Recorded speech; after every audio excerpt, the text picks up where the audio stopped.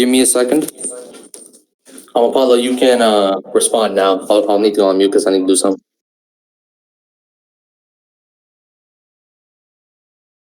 Spinner, how many more minutes do you have left? You can answer my DMs. Fucking embarrassing.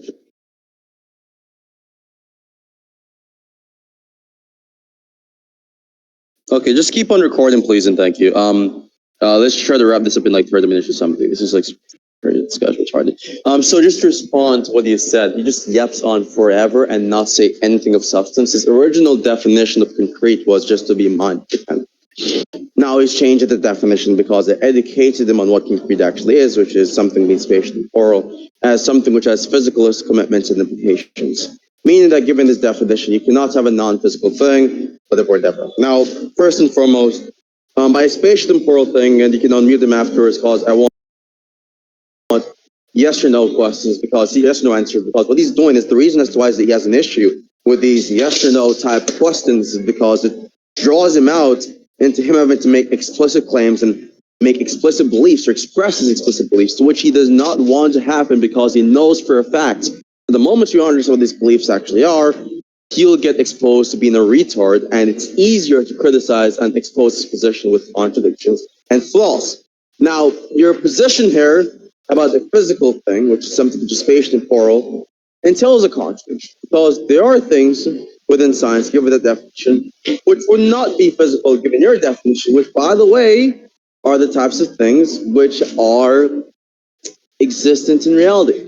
So, for example, one of the things is the continuum in the, what's it called again? So the event horizon is one example of a black hole, and in a single space-time continuum, for example, it's not a single space-time continuum, but it is basically going to be something which has infinite density, which means that it has zero volume. There are things with zero volume which exist in the universe, by the way, and things with zero volume, by definition, do not have spatial extensions.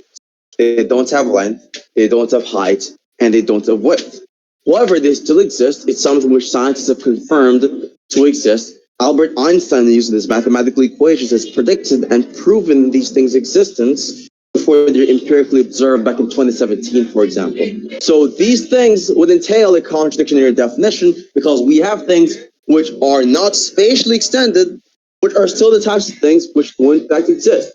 So do you want to still hold to this definition, or do you want to change your definition to accommodate something which maps onto the general concept of existence, which is not contradicted by the way, scientists, right, in the field of science and physics, or by just basic facts we know about in the universe, at least if we're not as retarded as you are and as uneducated as you are. So we're going to answer the question. We're going to keep on giving another ranting session about how you cry or how you love crying about me interrupting your point to get a yes or no spike question. Which one is it? Are you going to give a response? You can mute me now, by the way. Yeah.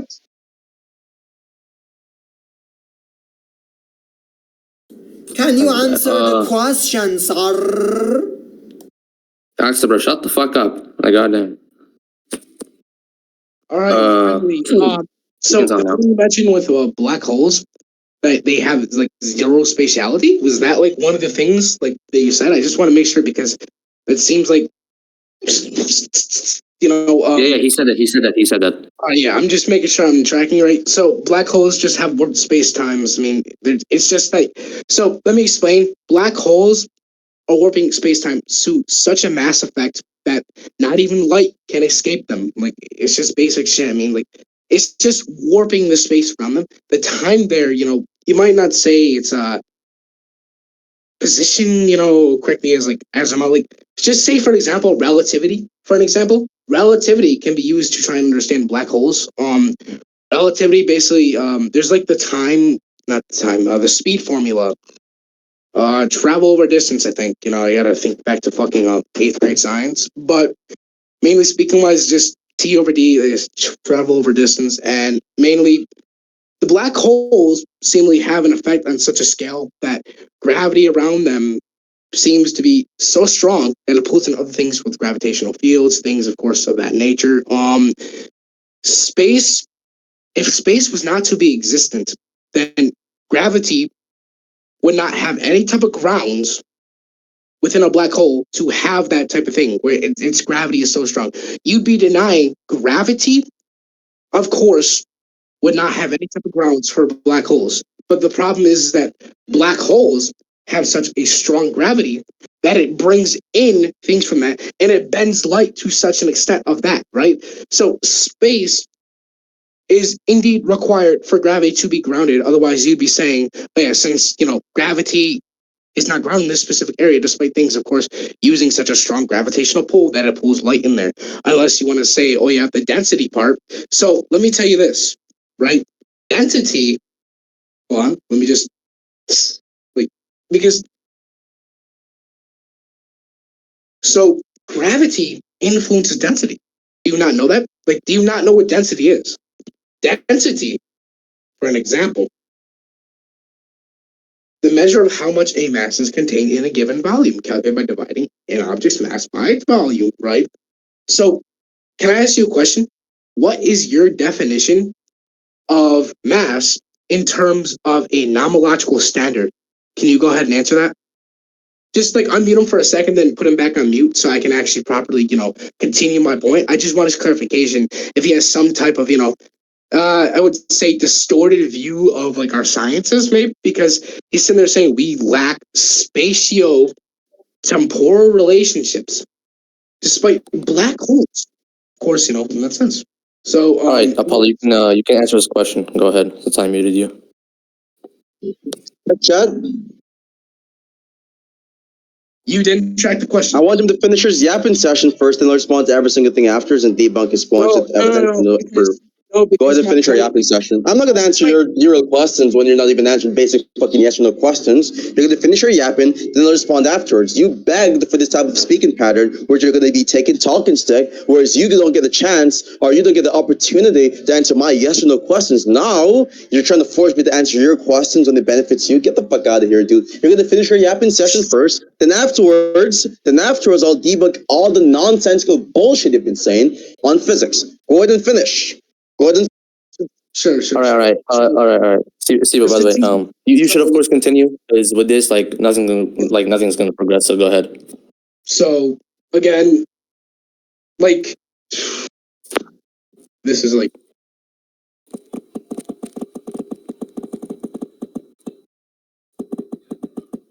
yeah. So again, mass just has attraction. I mean, density is of course it has fundamentals within mass. It's just dependent on the said mass of a thing, but that's the attraction, of course, within the mass. I wouldn't say it's attraction, but no, mass just has attraction in a sense, right? So specifically speaking about black holes, you would still require some type of gravitational thing in grounded formation. So if you're sitting there saying black holes have just this amount of density, sure, that's fine. But saying that they have no spatio-temporal relationship, despite having warped space-time, and the fact of gravitational bounds, where it's grounded in that sense by the space they are capable of forming. I mean, that's just basic preservation. And do you have any type of reductive towards what I'm saying? Go ahead. Wait, hold on. That's it, right?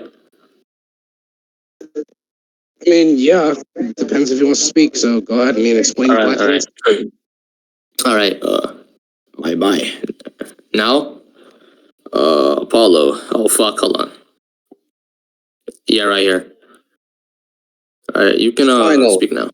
I'm about to demolish this point or these points he's mentioned, and after I'm done, the space base gets wrapped up. Right. So, where should I even start? So basically, just to make it clear what the type of objection I'm given here, because you're unfamiliar with this objection, there's something in philosophy called the Hempel's dilemma, and this is something which even scientists face even to this day, and it's their inability to give a proper definition of what it means for something to be physical, right? Because given a lot of definitions what it means for something to be physical, there are either contradictions or things which would exist but are not within the category of that which is physical.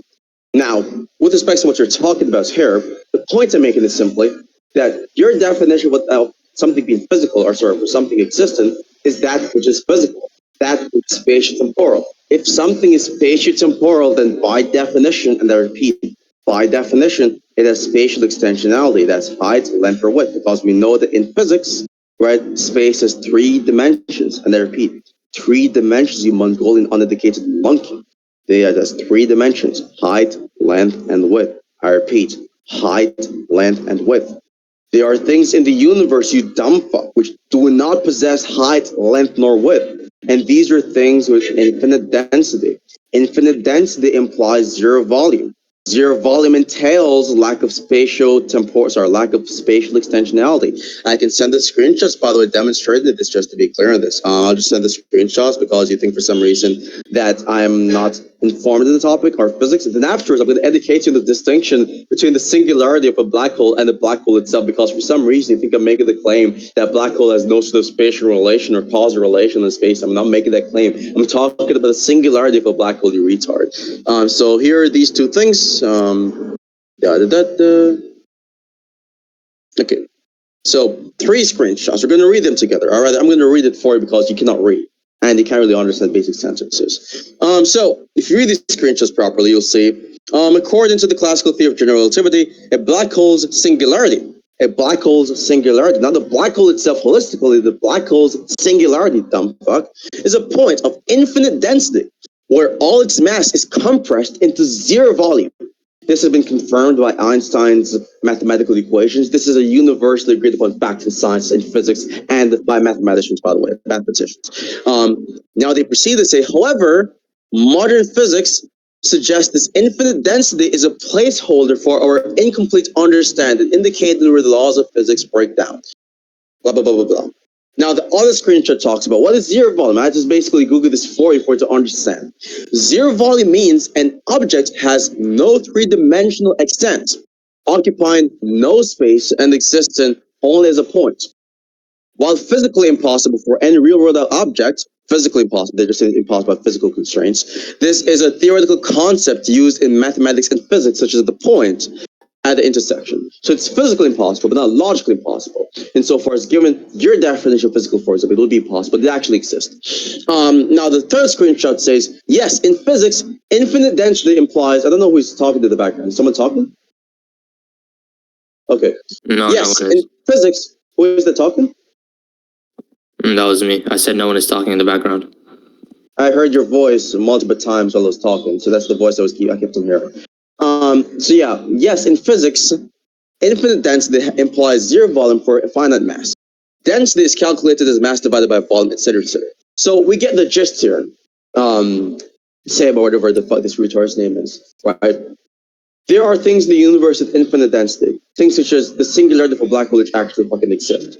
Things with infinite density entails having zero volume. If you have zero volume, then there's no spatial extensionality. Therefore, it would not be within the category of something which is physical, given your own definition. Given your definition of what it means for something to be physical and for something to exist, this thing, which has been confirmed by the evidence to exist, by scientists to exist, by even people like Albert Einstein, by mathematical equations to exist, would not fucking exist. And that's retarded. That's the obvious reduction to your fucking definition. And this is called the Hempel's dilemma, where you basically point out an issue with the definitions with respect to what it means for something to be physical. If you're defining physical in virtue of the ideal physics or the current physics or the past physics, right?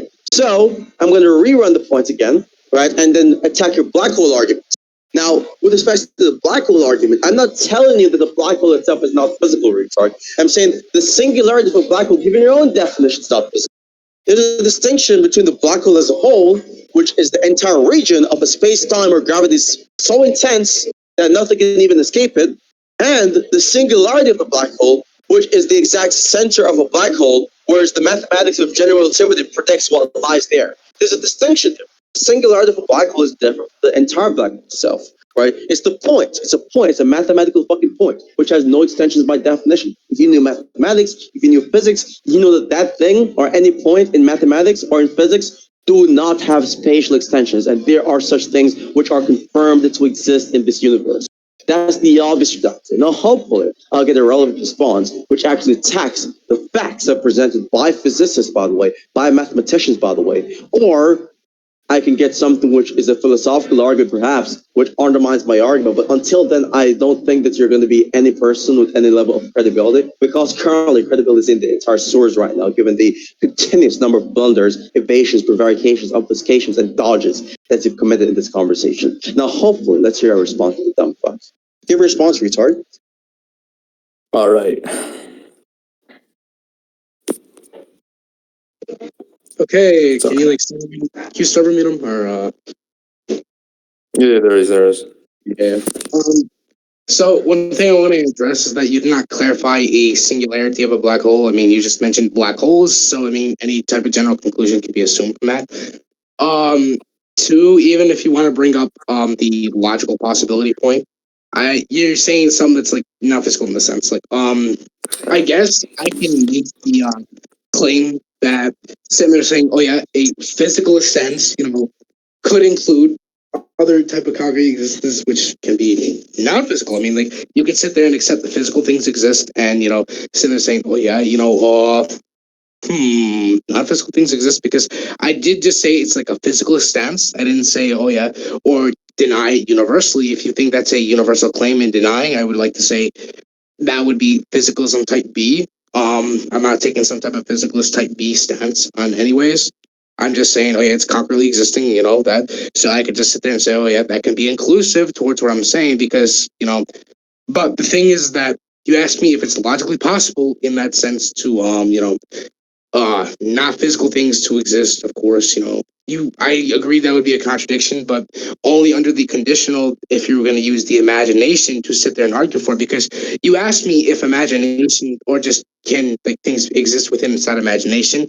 I gave the conditional for that. So through the dialogue, I would sit there and say, I think the only conditional for the contradiction to actually go through would be if the like imagination thing would go through, and that would be providing for the conflationist stance.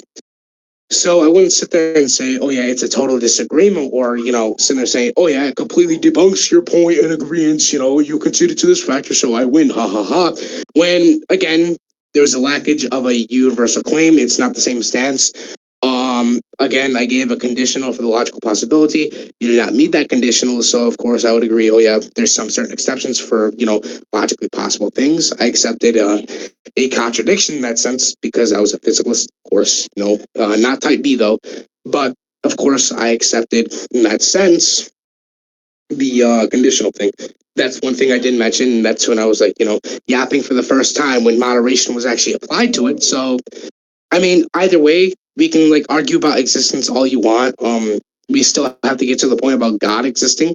If you want to argue for a black hole being God, I don't know if you're going to do that, but I mean, preferably, I guess we can just move on to that point and say, oh yeah, this didn't really go anywhere concerning the dialogue. But I mean, you can go ahead and give an argument for God. I mean, if you're going to argue for God in that sense.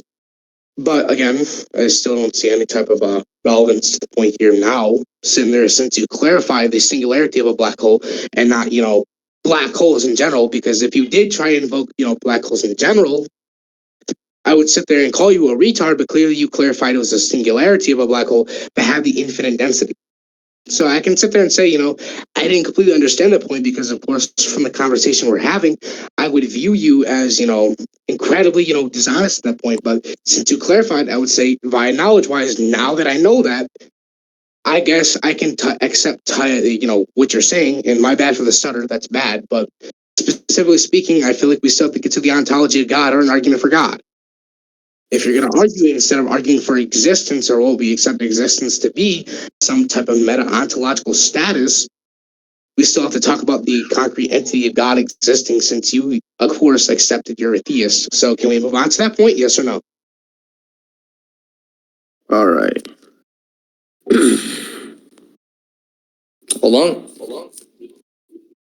Yeah, so the imagination point is relevant to what we're talking about, right? The imagination point has no relevance to your definition of existence, which is talking about something being physical. So the reductive given towards your definition, it has no connection to whether or not you believe imaginations exist. I could care less about you believing imaginations existing right now. At this very point in time, I could care less about that. That was a question that was being offered previously because you were refusing to give a definition of existence. Now that you've given a definition of existence, right, a proper definition, or rather a clear definition, not a proper definition, The definition is still trash, right? Now that you've given the definition, what it means for something to be physical or for something to exist, right? I don't need to ask you the question about imaginations. That's number one. Number two is, right, you don't even understand what's even going on. You don't understand the very fact that your definition of what it means for something to exist entails that there are things which do in fact exist, which don't exist. Things which are empirically and scientifically confirmed to be a part of this universe to not be the types of things which are existent. That's the entailment. That's outside, by the way. So that's the entailment from your definition. That's the entailment of your definition. The entailment of your definition is there being things which are confirmed, which are empirically and scientifically and mathematically confirmed to exist, which don't in fact exist. That's the entailment of your position. And that's a contradiction. That's a contradiction with respect to the conventional, general, proper, coherent understanding of what it means for something to exist, and even towards your own existential. Right. Now, you said I've not given a proper distinction between singularity and the black hole itself. I told you the fucking distinction. I told you it. And you did not hear the distinction. Seconds after, I explained what the distinction is between what it means for something to be the singularity of a black hole and what it means for me to talk about the black hole itself. You say that I did not give a distinction. So it's just a matter of you just failing to track basic points of the conversation. So I'll repeat the definition again. Right. The singularity describes the central point where gravity becomes infinite. And space-time, basically, space-time curvature diverges. That's what the singularity is. It's the central point of a black hole where gravity becomes infinite and space-time curvature diverges, right? And that point, because it's a mathematical point, it's a point which is by definition something with no spatial extensionality, is something which by your own definition is not physical and by your own definition does not exist. But we know this exists. We know this exists because you see effects of this given thing which does not have spatial extensionality, which is, for example, the fact of gravity becoming infinite as a result of this thing in existence and space-time curvature divergent. So we know this to exist. We know this thing which does not have spatial extensionality by definition, by its own nature, to exist, given the effects we see within the physical world and physics, right? A black hole, on the contrary, is the entire region of space-time from the event horizon on inward. So it's the entire region, right? That's the difference. So it's like a gravitational trap for everything in the universe, whether it's matter or light. It's a gravitational trap for those things where things cannot escape it. It's the entire region of the gravitational trap. The singularity, on the contrary, is going to be the central point of this gravitational trap, right? Whereas it presents a breakdown of the known physics we are aware of. Sorry. So there's a clear distinction. Real quickly. Who's this talking? Oh, Shinner's talking in the background. Shinner, go mute this mic. So someone mute him for the time being. Someone mute that person, please. Thank you. Okay. So what I'm saying is simply that I've just established a very clear, in-depth, elaborate distinction between the singularity of a black hole and the black hole itself, the entire region of the black hole. So Seba cannot go ahead and claim I've not given a clear distinction because I've done it for the second time in this conversation. So given that explanation, it is the case there's a clear contradiction in his meta-ontology, given his meta-ontology and his existential. He's existentially committed to a physicalist perspective, which is what majority of scientists are, whereas despite that, at the same time, he's not committed to the existence of non-physical things by his own definition, which, by the way, this thing by his own definition, I'm not saying this is the actual definition of physical because there are much better definitions of physical. It's not just a spatio-temporal thing, but he's defining a concrete physical thing to be just spatio-temporal, that's it. Given that definition, there are things which exist which are non-spatio-temporal because there are things without spatial extensionality. And so given his own concept of existence, there is a contradiction. There's a clear, obvious contradiction, and so it's either going to force him into a conceptual or semantical revision. With that being said, there's not really that much to address otherwise. He has committed an obvious blunder on his definition of what it means for something to exist. He's committed obvious blunders on physics and his misunderstanding and conceptions of these concepts in physics. He doesn't even know what infinite density is. He doesn't know what singularity actually is. No, he knows nothing. He really knows nothing, and that's why he keeps on dodging my questions from the beginning of this conversation to even this point in this conversation where he's not even addressing and responding to my actual points here. So, to wrap things up, Algen, because Shin has to go literally right now, I'll end the recording right here. We can judge based off these points, right? These points of him basically being confused about what it means for something to exist. These points in meta-ontology, right? Because I'm not going to be debating you whether there's a power recording about. I'm going to be debating knowing that there's an obvious recording because it captures what I'm saying much better, and power recording is laggy as fuck, right? So we can end things off right here because you got to go literally right now. You got to work in like a couple of minutes. And then from there on, we can either continue the conversation or we judge or determine who wins this debate based on the points that are being argued in this conversation, which, by the way, you got literally ripped apart. You got fucking embarrassed. You got turned inside out. There's no possible way in which you can look back on this fucking conversation and not be fucking embarrassed and take a fucking lecture or a note from this. There's no possible, unless you're delusional as fuck. So that's basically the whole point I got to make here. If you have any more responses you want to offer on there, give responses which I thought was going to be attacking my argument. But if you have no other responses, you can either head to conclusions or just end things off here, and that's it for the debate. All right. See, but you can go ahead. So before you end the recording, I got one final response. I've been saving this since you want to end the recording. So the original topic was a discussion about God's existence, not necessarily existence. He just wanted to question me about existence. And I gave a conditional for my acceptance for specific contradictions when coming to mind independent things about logical possibilities. I asked him if there was a motor realist stance. He said no. And obviously speaking wise, so I'm going to go over my course of the conversation. I'll provide this final response. Then we can sit there and end the recording because, this guy, wants to rush today because Shinra has to, go. But mainly speak-wise, the original conversation was for God's existence. I didn't see an argument for God's existence. Mainly, we just discussed over my definition for meta-ontology, despite originally the conversation being, of course, starting off with specific definitions for speaking-wise, God's existence. And he got confused in the first part where he, of course, sat there and said, oh, yeah, my definition's out of alignment. When I sat there and asked him, is it in alignment? He agreed to that and conceded that it was in alignment with Abrahamic religions via giving the 99 names of, a person the thing I believe in, I can't really say because of the room I'm in. But the thing is that he agreed to that.